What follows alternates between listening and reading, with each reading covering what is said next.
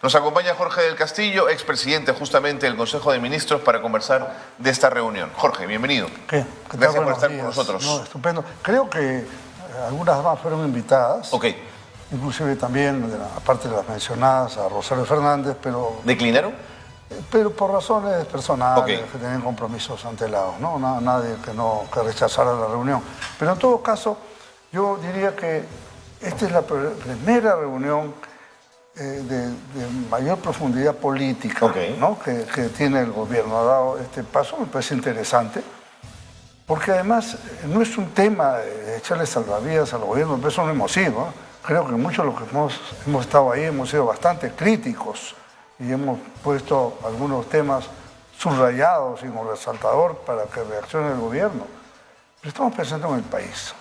Cuando una persona, como es mi caso, permítanme ponerlo, hemos tenido responsabilidades de Estado, o sea, y aspiramos a ser estadistas, a ser considerados como estadistas. Si la patria te llama para una opinión, tú no puedes retasearla, ¿no? O sea, que yo creo que ese es un tema importante. Además, yo no voy en representación de alguien, a nosotros nos han invitado en nuestra condición de ex primeros ministros de diversos gobiernos a dar opiniones, y creo que todos, ayer comentaba Lucho Soler, que estuvo ahí presente, hemos dicho todas cosas distintas pero concurrentes de alguna manera. ¿Percibiste a un gobierno afiatado o a un premier sólido en sus argumentos? ¿O dubitativo, complejo, sin norte? No, yo no creo que el señor Otárola sea dubitativo. El gobierno es el que está en un nivel de incertidumbre. Entonces a eso súmale el Congreso, súmale el resto de la administración pública, la propia opinión pública, ¿no? No sabemos si esto se cambia el 23, si se cambia el 24, si se cambia el 26, o si no se cambia, o si se cambia mañana, por último, ¿no? Porque, entonces, por eso lo primero que hay que retornar, y eso es muy bueno, el hecho de hacer política. Ninguno fue con una lista de lavandería, oye, que es esto, y lo otro. No. Hemos ido con conceptos políticos, ¿no? Y el primer tema es cómo restituimos la estabilidad política y democrática del país. Estamos en una turbulencia, vamos a llamar así. Hay que restituir la estabilidad. Eso, ¿cómo se hace? Se hace dialogando, así como lo de ayer, y habrá también otros sectores con los cuales tendrán que conversar. Y si eso permite restablecer cierto nivel de confianza, creo que recién se podrá pensar en la recuperación económica y cosas así, ¿no? Entiendo cuando planteas tu necesidad de poner al Perú por delante, pero también es verdad, y estoy convencido que lo pensaron, que el tenerlos a ustedes allí de alguna manera limpia la imagen del gobierno, ¿no es cierto? Porque es un cuerpo colegiado, pues, de gente que ha gobernado, que ha estado al frente de un premierato. Mira, cualquier peruano de buena voluntad quiere que este gobierno o cualquier gobierno tenga éxito. Cuando el gobierno ya empieza a desbarrar, ¿no? Ya es otro problema. Además, inclusive desde la oposición, tú haces cosas no necesariamente para hundirlo, para que se vaya, sino para que corrija. Por ejemplo, ya dicho así, a boquejarro, ¿no?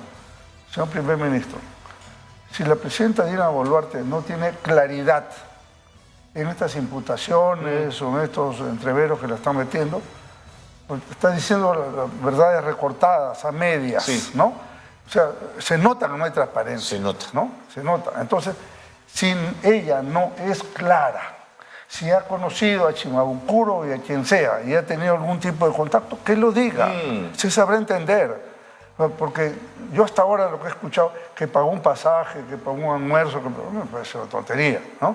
Pero si tú me dices, acá ha habido una cosa ilegal, y además, ¿de dónde viene la plata? Un personaje como el señor Chimabucuro, que no lo conozco, ¿pero de dónde saca 800.000 soles? Si es un empleado público. Si sus credenciales son poco claras, ¿no? Yo también pienso lo mismo. Por eso, entonces, claridad. Ese es un tema, me parece que es indispensable en el tema. ¿Cómo lo tomó Tarola cuando ustedes dijeron esto? Yo creo que lo tomó bien. No respondió nada. Lo que sí respondió fue otra sugerencia muy concreta. Todo el tema externo nos están ganando por goleada. O sea, peor que la selección. Entonces, aquí lo que se tiene que hacer es una selección de personajes, de personalidades, no solamente embajadores que cumplen su papel, sino de la política, de la empresa, de la sociedad civil, para ir al exterior a explicar la situación peruana. Hace muchos años, cuando era la etapa del conflicto con Ecuador, se hizo una comisión así. Me acuerdo. Recuerdo que fue Armando Villanueva. A explicar la posición peruana, ¿no? Eso. Entonces uno va al otro país y habla con el gobierno, habla con la oposición, habla con la sociedad civil, habla con la prensa. De Colombia, de México, de Bolivia, de Argentina, de Chile. Y aclara las cosas, ¿no? Ahora, Jorge, eso lo recogió bien, ¿ah? De acuerdo. Lo recogió No, bien. importante. Cuando salen de Palacio e intentas junto a Javier Velázquez que esquendan algunas palabras, Sí. de alguna manera hay una persona que los increpa a voces. Una de alguna manera, Una. Ese pasivo es el pasivo político, digamos. Y gritaba, probablemente ustedes ahí estaban encarnando a la clase política en general. gritaba golpistas. Pero ¿quién es esta señora? Tú sabes que hay un problema de salud mental también, en este tema. Es una señora que sale de una casa. Parece que estuviera la cosa preparada. Sale de una casa llevando en una silla de ruedas a una anciana. Y se pone a gritar como loca. Y no los dejaba hablar, por eso te lo preguntaba. No dejaba hablar por eso, pues. Cuesta. La estrategia, como estás viendo, va un ministro y va una pequeña turba y le tira huevos, tomates, lo insulta. Le pegan a los parlamentarios. Sí. Entonces, yo nunca había visto eso. Entonces, eso no puede ser. Nunca lo había visto. Y seguramente ese tipo está libre, nadie le ha hecho nada, ¿no? Realmente eso es un agravio muy fuerte, es un delito.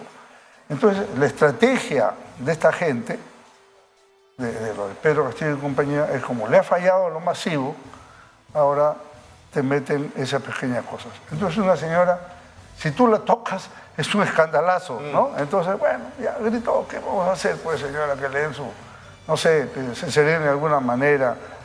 Yo creo que es enviada, ¿no? Por supuesto. Una mujer escandalosa, una persona. No sé si... ¿Cómo se dice? Pero fue tal el lío que armó que me llamó la atención, sí. ¿no? Uno es ninguno. ¿Qué vamos a hacer? Es parte del panorama, ¿no? Hay que sonreír nomás ante eso. Pero con gritos y burocracias no han impedido... Ahora, lo que pasa es que hay algunos idiotas, ¿no? Que creen que eso es el pueblo. Sí, pues. Generalizan allí. Hasta lo ponen en el Twitter, ¿no? Gente guachafa, sin nivel, sin altura. Qué pena que se agarren de una persona con alteraciones mentales o enviada para pretender hacer una contraopinión. En lugar de preguntarlo abiertamente, como tú me estás haciendo, pero hay otros que lo hacen con una mala fe, ¿no? Porque el tema tiene una explicación. Que podemos hacer una señora un poco alterada. Pero lo que te quería decir es que ni con gritos ni con burocracias han impedido que el Partido del Pueblo vuelva a la cancha. Bueno. ¿Cómo han recibido la noticia finalmente? Miren, que han tenido que esperar, ¿eh? Bueno, sí, nos saludó el primer ministro por eso también. Y yo creo que, y él dijo pues que había habido una ausencia de este aporte del APRA en los últimos tiempos, porque si algo podemos, vamos a decir, cuando uno pasa por la responsabilidad de Estado, Carlos, adquieres también otro tipo de responsabilidad, ¿no? En lo personal inclusive. Yo no estoy pues para estar alentando algaradas ni cosas, ¿no es cierto? Cuando hay que defender con energía la democracia se ha hecho y lo he demostrado hasta hace muy poco tiempo. Pero cuando hay que trabajar por la estabilidad del país, hay que hacerlo. Por ejemplo, creo que mañana pasado van a tratar una moción de vacancia presidencial. Sí, justo te iba a preguntar por eso. Vacancia presidencial basado en temas todavía precarios, incipientes, no me parece suficiente causal.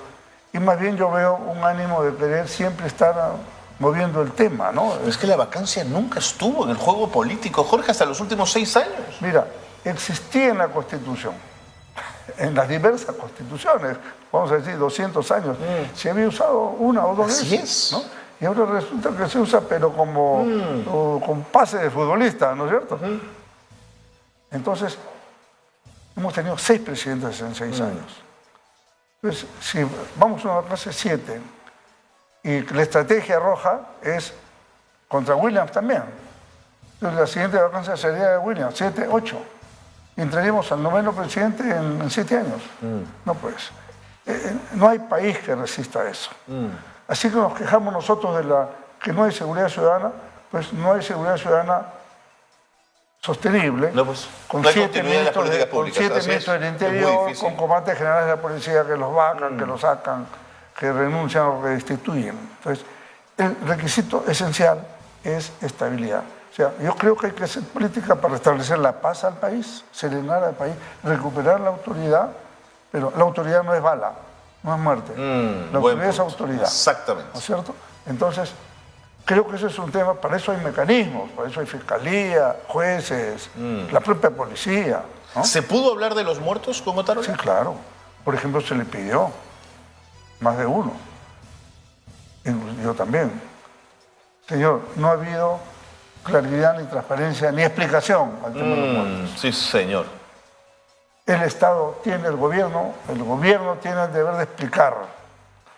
Habrá casos en que se puede decir fue defensa propia, fue excesos, ya se calificará.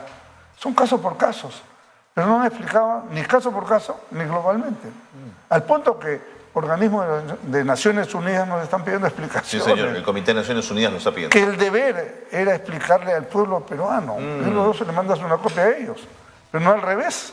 ¿Me Correcto. entiendes? Vuelvo al partido aprista. ¿Qué viene por delante? ¿Qué van a hacer? ¿Cómo se están organizando o reorganizando? Mira, esto es muy importante. Yo lo veo así. El pueblo aprista está dando una nueva oportunidad, y el pueblo en general, no solamente el pueblo aprista, pero yo creo que la llegada del partido ha caído bien, ¿no? Dicen, bueno, ok, bienvenida por la democracia, puedo estar en discrepancia con este partido, pero por el bien de la democracia, qué bueno que Así se es. sume. Muy bien. Entonces yo lo veo como una oportunidad que el Perú le da a la PRA. Dependerá de nosotros los apristas tener la seriedad, la serenidad, la responsabilidad de actuar en unidad con,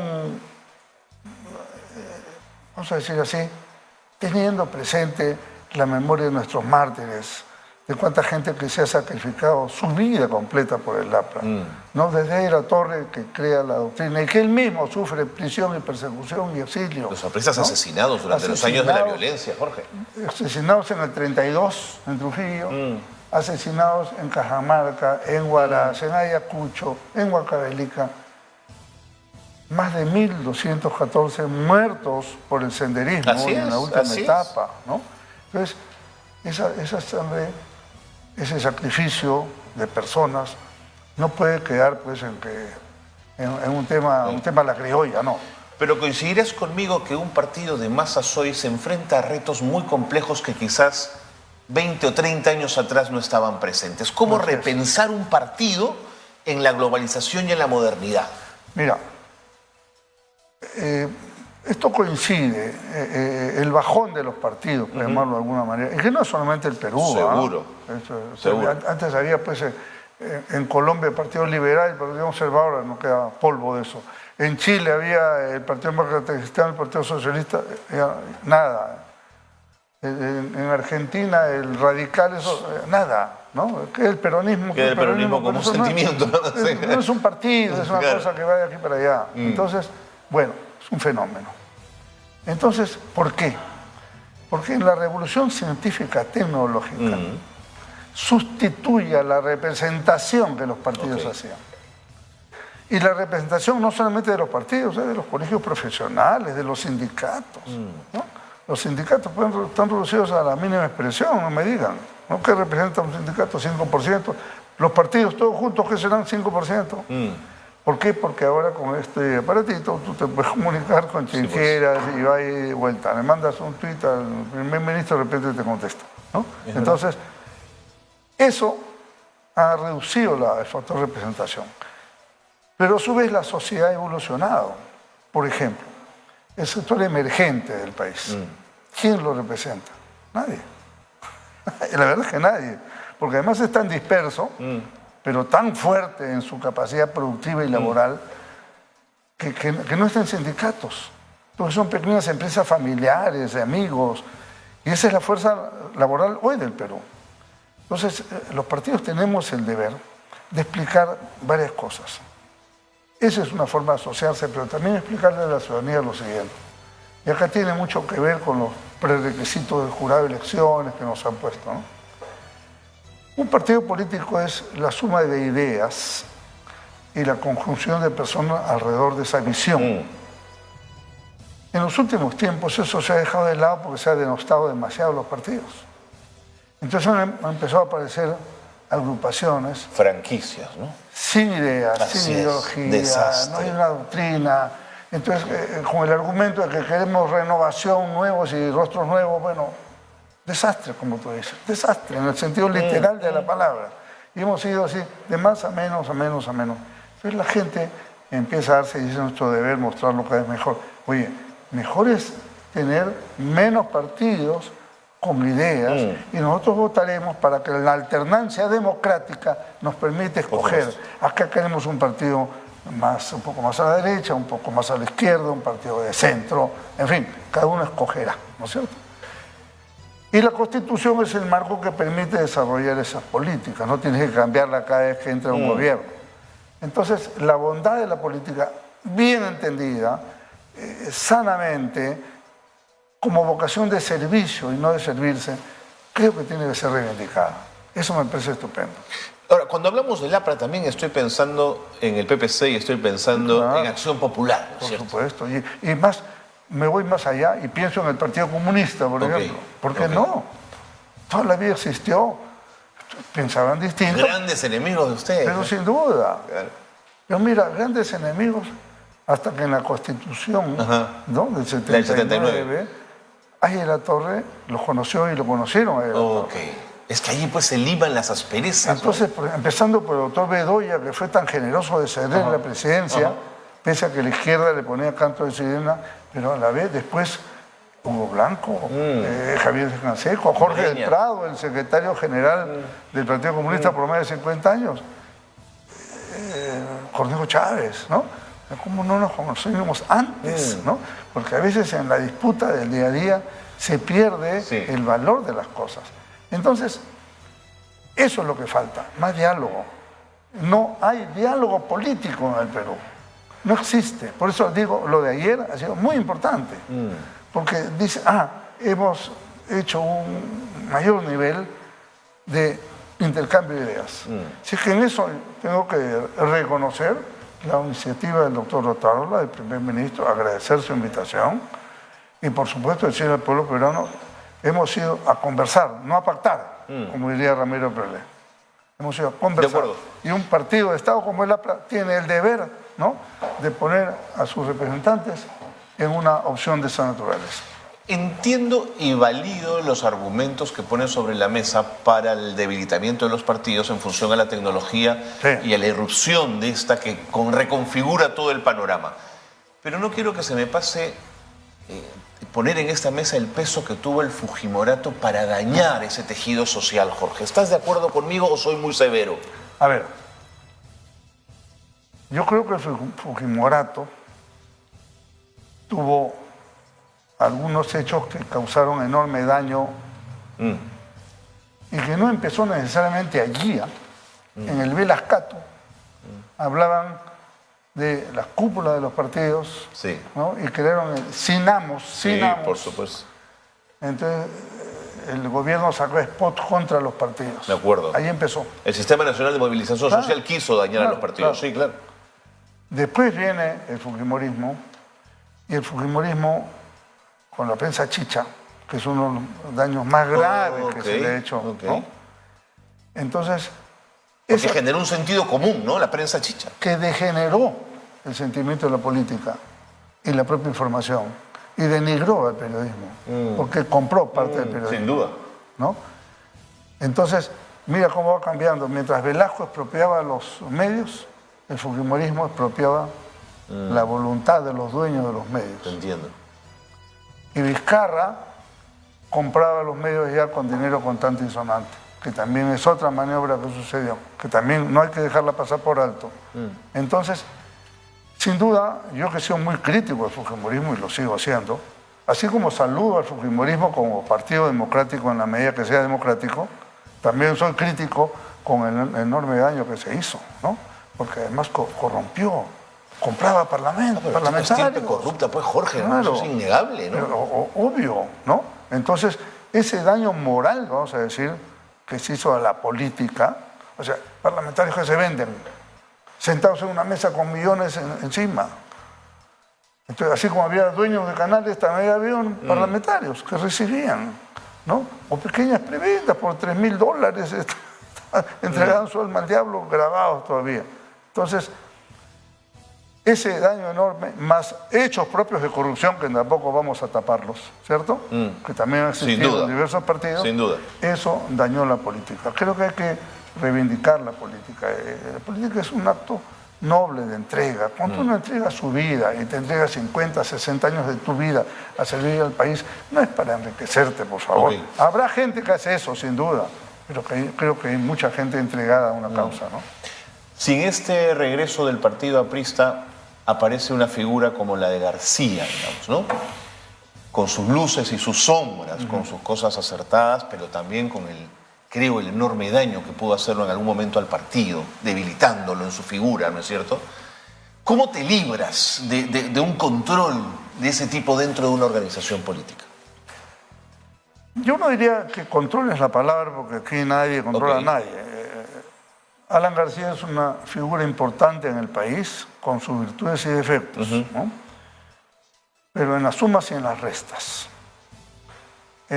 Finalmente, en la resultante de una gestión, ya hubiéramos querido los peruanos tener otros presidentes con un nivel cultural y de entendimiento de la política como Alan. Deja de dar sus obras, sus cosas que son todas muy buenas. Las corruptelas, Jorge. Claro, pero por eso, las corruptelas en un gobierno siempre se pueden presentar. Siempre están ahí. Pero no puedes tú tampoco generalizar ni personalizar a alguien que más bien al revés le hicieron una megacomisión para probar enriquecimiento ilícito y la pericia salió más bien que no había ningún enriquecimiento ilícito y eso nunca lo levantó la prensa. ¿Te refieres a la Comisión Tejada, la que presidió Tejada? Claro, que lo que hizo fue denigrarlo durante 5 años e inducirlo finalmente a lo que pasó. Entonces, creo que en un partido como el APRA, así como está el respeto y la virtual veneración ahí a la Torre como jefe y fundador del partido, también está el respeto y admiración al presidente García, que fue 2 veces presidente del Perú, y yo creo que su imagen con el tiempo va a seguir creciendo, no tengo ninguna duda. Vamos a ver. 30 segundos, última pregunta. ¿No te parece raro que una fiscal de la Nación que aprueba una maestría summa cum laude no se sienta orgullosa de su tesis y la quiera compartir con todos? Más bien lo que nos plantea es opacidad y secreto. No sabía, cuéntame eso, yo no estaba al tanto. La fiscal no quiere mostrar su tesis, Jorge. Y la universidad ha argumentado que no tienen la obligación tampoco de mostrarla. Entonces, ¿qué tipo de tesis es esa que uno no puede mostrar y defender públicamente? Claro, un poco lo que le pasó a Pedro Castillo, ¿no? A su señora, que tenía una especie de fotocopias ahí. No conocía el caso, soy sincero, ¿no? Pero con el mismo argumento, transparencia. Transparencia. Pero además, oye, la tesis es un documento válido ante la Junta Nacional de Justicia para medir tus avances académicos y con ello obtener un puesto en el Estado. ¿La sospecha de que haya un plagio o algo por el estilo? Si no muestras la tesis, que es cum laude, ¿por qué la escondes? Bueno, ¿No te sentirías orgulloso de ella? Yo creo que transparencia, me parece que eso es elemental. Claro. Eso debe ser un común denominador. En todo funcionario. Por supuesto, es el deber. Cuando uno ya entra a la política o a la función pública, sabes que tu vida va a pasar así por la pantalla permanentemente. Sí, pues, permanentemente. Es parte del juego. Hasta la vida privada la están afectando, cosa que antes era una regla era muy cuidada, de respeto, ¿no?